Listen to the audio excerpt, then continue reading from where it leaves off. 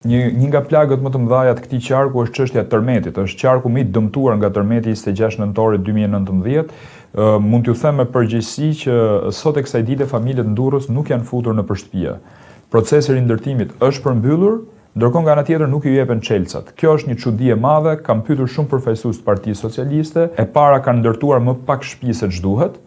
Dhe e dyta, ato që kolaudojnë banesat nuk i kanë firmos letrat për m'ia u dhënë banorëve çelcat e shtëpive në duar. Gjithë qarku Durrës ishte shumë i prekur nga tërmeti. Unë edhe vetë personalisht kam humbur shtëpinë time dhe biznesin e familjes tonë nga tërmeti, kështu që e kam ndier këtë fenomen, domethënë në palës, edhe e kam ndier te vetja ime. Dhe nëse shohim nga fqinjët tanë, nga Italia, në Perëndim, ata ende i kanë pasojat e tërmeteve më të fundit shumë të dukshme. Ndërsa në Durrës, vetëm 5 vite nga tërmeti i vitit 2019, ne kemi rreth mbi 4.000 çelësa banesash të dorëzuara te qytetarët që mbetën pa shtëpi.